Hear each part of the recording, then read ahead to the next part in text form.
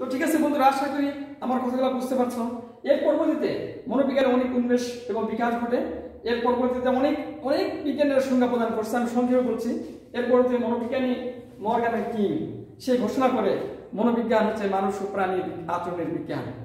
এবং তার সাথে সাথে এই মনোবিজ্ঞানের যে একটা বিষয় আচরণ, মানুষ এবং প্রাণীর আচরণ তার ব্যবহারিক প্রয়োগ ক্ষেত্রে যে ব্যবহার করা যায়, ব্যবহারিকভাবে এটাকে ইউটিলাইজ করা যায়, এইভাবে হবডিং, এরপরে মনোবিজ্ঞান ভুগেল এবং অনেক মনোবিজ্ঞানের সংজ্ঞা প্রদান করেছেন।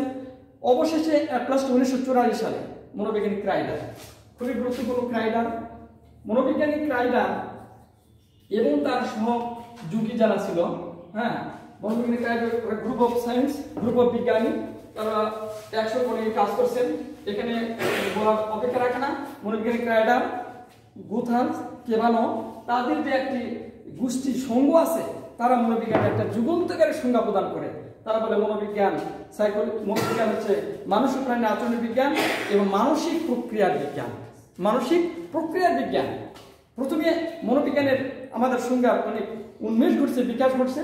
প্রথমে ছিল আমাদের মনোবিজ্ঞান মনের বিজ্ঞান, আত্মার বিজ্ঞান, মনের বিজ্ঞান, এগুলোকে বাদ দিয়ে চেতনার বিজ্ঞান, চেতনার থেকে আচরণের বিজ্ঞান, আচরণের পরে গবেষণা করে মানুষ দেখলো শুধু আচরণের মধ্যে মনোবিজ্ঞান এটা সীমাবদ্ধ নয়। মনোবিজ্ঞান মানসিক প্রক্রিয়ার বিজ্ঞান। মানসিক প্রক্রিয়া কি জিনিস? মানসিক প্রক্রিয়া হচ্ছে যে আল্লাহ তাআলা পৃথিবীর যত জীব আল্লাহ তাআলা সৃষ্টি করছেন, ওর মধ্যে মানুষ আশরাফুল মখলুকাত, শ্রেষ্ঠ মখলুকাত। অর্থাৎ মানুষের মনের গভীরে এমন কিছু বৈশিষ্ট্য লুকায়িত থাকে যেগুলো তার আচরণ, তার মনোভাব, তার দিক বেদিকে সবকিছু পরিবর্তন করতে পারে। এটা হচ্ছে মানসিক প্রক্রিয়া। যেমন কল্পনা, চিন্তন, দুঃখ, বেদনা, হাসি, কান্না। এই মানসিক প্রক্রিয়া আল্লাহ তাআলা সমস্ত জীবের মধ্যে দিয়ে রাখছেন, কিন্তু মানুষকে আল্লাহ পরিপূর্ণ দান করছেন, পরিপূর্ণতা দিয়েছেন। একটি মানুষ যেভাবে বুদ্ধি খাটাতে পারে, একটি গরু সেই বুদ্ধি নেই, অবশ্য গরুর বুদ্ধি আছে। একটা মুরগির যে ভালোবাসা আছে, তার বাচ্চাকে আদর করে, চিলে যদি বাচ্চা নিতে চায় সে বাধায় করছে, সে নিজের জীবনকে বাজি রেখে চিলকে তাড়া করে। কিন্তু ওই পরিমাণে ভালোবাসা মুরগির নাই যেটা মানুষের আছে। আল্লাহ তাআলা মানুষকে সর্বশ্রেষ্ঠ করছেন। এই জন্য মনোবিজ্ঞানিক ক্রাইডার যথার্থ সংজ্ঞা প্রদান করছেন। মনোবিজ্ঞান মানুষের প্রাণীর আচরণের বিজ্ঞান এবং মানসিক প্রক্রিয়ার বিজ্ঞান সম্বন্ধীয় একটি অনুধ্যান। তো বন্ধুরা, আজকে আমরা মনোবিজ্ঞানের সংজ্ঞা সম্পর্কে এ পর্যন্ত আলোচনা। আমরা শেষে দেখলাম সংজ্ঞার মধ্যে কয়েকটি বিষয়। একটা হচ্ছে যে আচরণ, 2 নম্বর হচ্ছে মানসিক প্রক্রিয়া,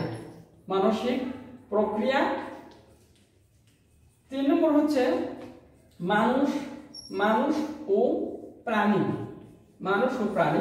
আর 4 নম্বর হচ্ছে বিজ্ঞান সম্বন্ধীয় অনুধ্যান। তাহলে এই 4টি জিনিস আমরা এই সংজ্ঞার মধ্যে পেলাম। আচরণ কি? আচরণবিদরা এবং মনোবিজ্ঞান এক বাক্যে তারা বলছে যে মানুষের যে সমস্ত ক্রিয়াকলাপ দেখা যায়, পরিমাপ করা যায়, প্রয়োজনীয় পরিবর্তন করা যায়, এটা হচ্ছে আচরণ।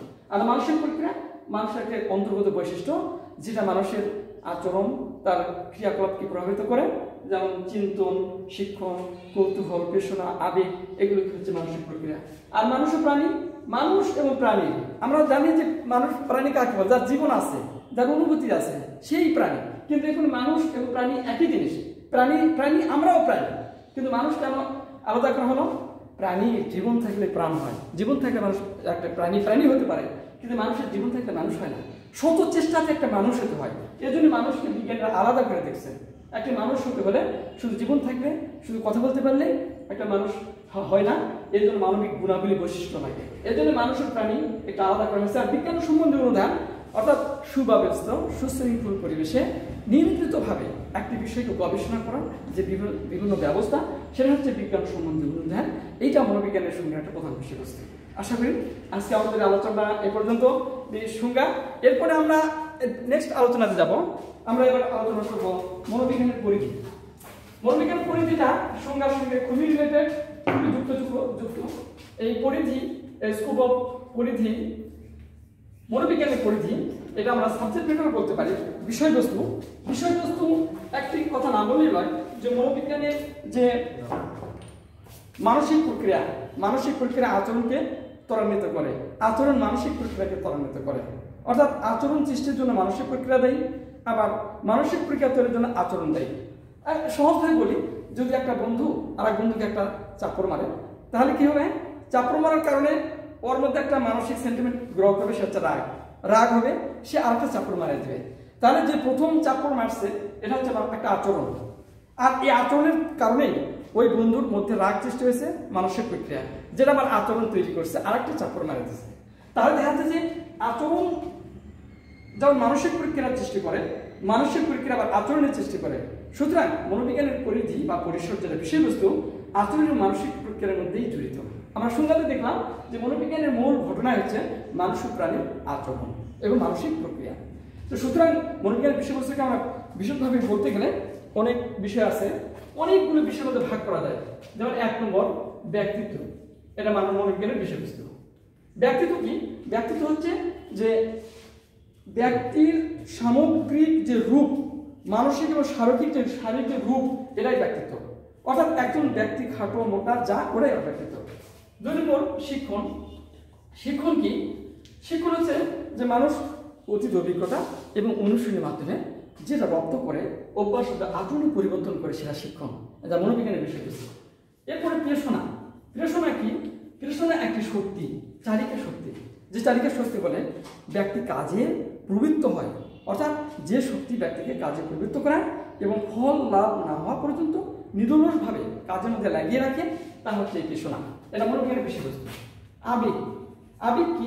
আবেগ হচ্ছে ইমোশন, ইমোভার থেকে আসছে, যেটা একটা আন্দোলিত অবস্থা, অর্থাৎ যে কারণে ব্যক্তি তার মনের মধ্যে শারীরিক ও মানসিকভাবে যে পরিবর্তন সাধিত করে, পরিবর্তন হয়, সেটা হচ্ছে আবেগ। যেমন হাসি, কান্না, দুঃখ, বেদনা, এটা হচ্ছে আবেগ। এরপরে আরো বিষয় আছে মনোবিজ্ঞান, যে এরকম প্রেষণা, আবেগ, শিক্ষণ, স্মৃতি। স্মৃতি স্মৃতি কি? স্মৃতি হচ্ছে মেমোরি, আমরা যা মনে রাখতে পারি, যেটাকে আমরা স্মরণ করতে পারি, সেটা হচ্ছে স্মৃতি। এরপর আছে বিস্মৃতি। বিস্মৃতি যা আমরা ভুলে যাই, যেটা আমরা মনে করতে পারি না, স্মরণ করতে পারি না। আমরা আমাদের জীবনের কত ঘটনা, কিছু মনে আছে, কিছু মনে নাই, যেটা মনে থাকে না, সেটা হচ্ছে স্মৃতি। অর্থাৎ আমরা শিক্ষাগত বিষয়গুলোর মধ্যে যেটুকু ভুলে যায় সেটা বিস্মৃতি, আর যেটুকু মনে রাখে সেটা হচ্ছে স্মৃতি। এরকমভাবে মনোবিজ্ঞানের বিষয় আমাদের বিষয়বস্তু। অন্য আরো বিষয় আছে, শিল্পক্ষেত্রের মনোবিজ্ঞান, শিক্ষাক্ষেত্রের মনোবিজ্ঞান, সামরিক ক্ষেত্রের মনোবিজ্ঞান, ব্যাপকভাবে মনোবিজ্ঞানের বিষয়বস্তু। অর্থাৎ পৃথিবীর যেখানে মানুষ আছে, মানুষের ক্রিয়াকলাপ আছে, সেখানে মানুষের এই ক্রিয়াকলাপের সাথে মনোবিজ্ঞানের বিষয় জড়িত আছে। তো আশা করি বন্ধুরা, আমরা সংক্ষেপে মনোবিজ্ঞানের বিষয়বস্তু সম্পর্কে এটুকু আমরা আলোচনা করলাম। এরপর আরেকটা টপিকস আমি অল্প একটু আলোচনা করব, সেটা হচ্ছে মনোবিজ্ঞানের শাখাসমূহ। মনোবিজ্ঞানকে যত দিন গিয়েছে, কালের পরিবর্তনে মনোবিজ্ঞানের অনেক ব্যাপক উন্নতি হয়েছে এবং মনোবিজ্ঞানের অনেক প্রসার ঘটেছে। মনোবিজ্ঞানের শাখাসমূহ আমরা বলতে পারি, মনোবিজ্ঞানকে মোট 2 ভাগে ভাগ করা যায়। মনোবিজ্ঞানকে 2 ভাগে ভাগ করা যায়। এক নম্বর হচ্ছে ফলিত মনোবিজ্ঞান। মনোবিজ্ঞানকে আমরা 2টা ভাগে ভাগ করতে পারি। একটা হচ্ছে মৌলিক মনোবিজ্ঞান, মৌলিক, আর হচ্ছে ফলিত মনোবিজ্ঞান। মৌলিক মনোবিজ্ঞান, ফলিত মনোবিজ্ঞান। মৌলিক মনোবিজ্ঞান কি? মনোবিজ্ঞানের যে শাখাগুলি তত্ত্ব প্রণয়ন করে, গবেষণা করে, ইহার কলেবর বৃদ্ধি করে বা সংকোচন করে, অর্থাৎ এক কথায় গবেষণামূলক যে কাজ হয়, সেটা হচ্ছে মৌলিক মনোবিজ্ঞান। আর ফলিত মনোবিজ্ঞান কি? ফলিত মনোবিজ্ঞান হচ্ছে মনোবিজ্ঞানের যে শাখাগুলো, যে জ্ঞানগুলি সরাসরি মানব কল্যাণে ব্যবহৃত হয়, সেটা হচ্ছে ফলিত মনোবিজ্ঞান। মৌলিক মনোবিজ্ঞানের মধ্যে যেমন ধরো যে পরীক্ষণ মনোবিজ্ঞান, এটা হচ্ছে মৌলিক মনোবিজ্ঞান। এরপরে সমাজ মনোবিজ্ঞান, মৌলিক মনোবিজ্ঞান। ফলিত মনোবিজ্ঞানের মধ্যে রয়েছে যে শিক্ষা মনোবিজ্ঞান, শিক্ষা মনোবিজ্ঞান, এটা হচ্ছে ফলিত মনোবিজ্ঞান। এরপরে আছে চিকিৎসা মনোবিজ্ঞান, চিকিৎসা মনোবিজ্ঞান, এটা ফলিত মনোবিজ্ঞান। আর আছে শিল্প মনোবিজ্ঞান, শিল্প মনোবিজ্ঞান, এটা হচ্ছে আমাদের ফলিত মনোবিজ্ঞান। শিক্ষা মনোবিজ্ঞানের কাজ কি? শিক্ষার কারিকুলাম, শিক্ষার সিলেবাস, শিক্ষার পদ্ধতি, ছাত্র এবং শিক্ষকের সম্পর্ক, ছাত্র শিক্ষকের প্রয়োজনীয় আসন, ছাত্র শিক্ষকের কি কারিকুলাম থাকবে, যাবতীয় বিষয়, অর্থাৎ শিক্ষার মান উন্নয়নের জন্য যা লাগবে শিক্ষা মনোবিজ্ঞান দিয়ে থাকে, সরাসরি মানব কল্যাণে ব্যবহৃত। চিকিৎসা মনোবিজ্ঞান শুধু ওষুধপত্র দিলে চিকিৎসা হয় না, এই ডাক্তার নার্স রোগীদের সাথে কি আচরণ করবে, কি ব্যবহার করবে, প্রভৃতি বিষয়ে চিকিৎসা মনোবিজ্ঞান আলোচনা করে। চিকিৎসা মনোবিজ্ঞান সবার দু একটি কথা না বললে নয়, যে আমার ফুপুর এবার চোখে অসুখ হয়েছে, চোখ অসুখ হয়েছে, তো ডাক্তার আগের দিনে এই গ্রাম্য ডাক্তাররা এই বোতলের করে ঔষধ দিত, দাগ দিয়ে দিত যে এই এতগুলো খাইলে ভালো হয়ে যাবে। তো আমার ফুমা নদীর ওই পারে ডাক্তার বাড়ি, তো ওষুধ নিতে গেছে, ডাক্তার বাড়িতে নাই, ডাক্তার বাড়িতে নাই, ফুবা নিজে করছে কি নদীর পানিতে বোতল ভরে দাগ কাটা নিয়ে বাড়িতে আসছে। ফুবুকার বলেনি যে আমি ডাক্তার পাইনি, ওষুধ নিয়ে আসিনি, নদীর পানি তা বলে নাই। আশা বললেন যে তোমার জন্য খুব ভালো, কপালটা খুবই ভালো, খুব সুন্দর ওষুধ দিয়েছে, তোমার 2-3 ডোজ খেলে ভালো হয়ে যাবে। আর আমার খুব করলো কি ওই নদীর পানি খাইয়া চোখ সম্পূর্ণ ভালো হয়ে গেছে। এটা হচ্ছে মানসিক, এটা সাইকোলজিক্যাল ব্যাপার।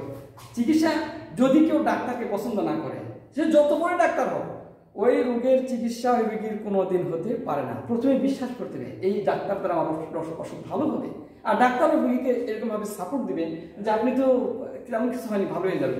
যাই, তো চিকিৎসা মনোবিজ্ঞান অনেক বিশদ আলোচনা আছে, সরাসরি মানব কল্যাণে ব্যবহৃত হয়। শিল্প মনোবিজ্ঞান, শিল্পে কেন কেন মিছিল হয়, শিল্পে কেন চুরি হয়, এই বিষয়গুলো শিল্প মনোবিজ্ঞান আলোচনা করে। একজন দক্ষ লোককে দক্ষ জায়গায় না রাখলে, একজন অদক্ষ লোককে দক্ষ জায়গায় রাখলে এই বিশৃঙ্খলা হয়। এইটা শিল্প মনোবিজ্ঞান সেটা আলোচনা করে বিস্তারিত হবে। তো আমি মনোবিজ্ঞান শাখাকে একটা ছন্দের মাধ্যমে আমি একটু হেল্প করব, যা সহজে মনে থাকবে, মনে রাখার জন্য। আমি এটা বলে আমি আমার কথা শেষ করব। একটি ছোট শ্লোকের মাধ্যমে, আমার তৈরিকৃত বানানোকৃত একটি ছন্দের মাধ্যমে মনোবিজ্ঞানের অনেকগুলো শাখাকে রপ্ত করা যায়। আমি লিখতেছি, সেটা হচ্ছে সাদা পরি, সাদা পরি চি সি সি, চি সি সি। এরপরে শিশু, শিশু বিকাশ, শিশু বিকাশ সমাজ, শিশু বিকাশ সমাজ, উপায়, উপায় নিয়ে নিয়ে অস্বাভাবিক, অস্বাভাবিক শারীরিক প্রকৌশল, শারীরিক প্রকৌশল। এইভাবে এইভাবে এইভাবে কম বেশি তুলনা তুলনা তুলনা ও পরিমাপ করো, তুলনা ও পরিমাপ করো। এখানে প্রায় 10 থেকে 15টি মনোবিজ্ঞান শাখা নাম হচ্ছে। 1 নম্বর সাদা, সাধারণ মনোবিজ্ঞান। পরীক্ষণ মনোবিজ্ঞান। চিতে চিকিৎসা মনোবিজ্ঞান। শীতে শিল্প মনোবিজ্ঞান।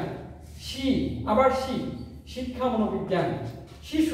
শিশু মনোবিজ্ঞান। বিকাশ মনোবিজ্ঞান। সমাজ মনোবিজ্ঞান। উপায় নিয়ে এই উপায় নিয়ে উপদেশনা নির্দেশনা মনোবিজ্ঞান। উপদেশনা বড়দের জন্য, নির্দেশনা ছোটদের জন্য। অস্বাভাবিক অ্যাবনর্মাল সাইকোলজি, অস্বাভাবিক মনোবিজ্ঞান। শারীরিক প্রকৌশল, শারীরবৃত্ত মনোবিজ্ঞান, যার মূল ঘটনা হচ্ছে আমাদের পেটের মধ্যে পাকস্থলী আছে, যে পাচক রস মানসিক ক্রিয়ার জন্য কি দায়ী। হ্যাঁ, একজন মানুষ গ্যাস্ট্রিক, একজন মানুষ গ্যাস ফর্ম করে, তার মানসিকতা কি পরিবর্তন হয়, এই শারীরিক মনোবিজ্ঞান আলোচনা করে। পাচক রসের কি ক্রিয়া।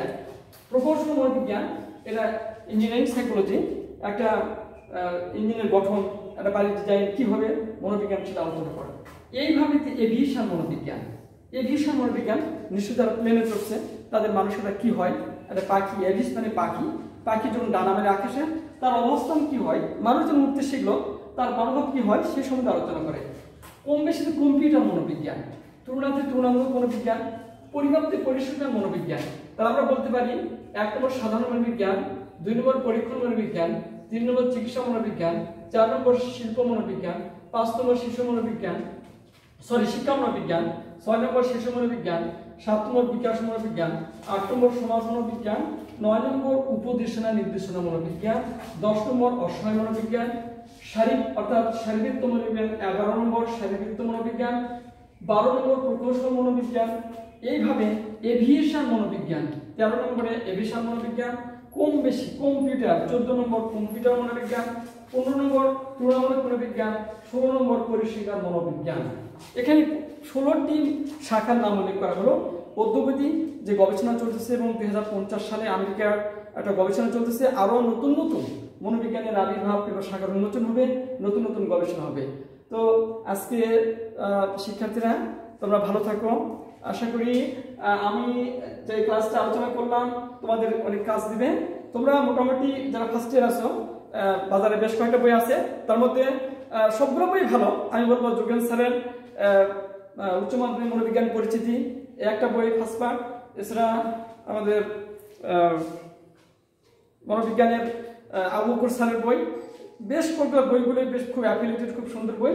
এগুলো বই ফলো করলে আশা করি তোমরা ভালো করতে পারবে। ধন্যবাদ। তোমরা ভালো থাকো, সুস্থ থাকো, সুন্দর থাকো। কলেজ ক্যাম্পাস করে তোমাদের সঙ্গে দেখা হবে। আসসালামু আলাইকুম।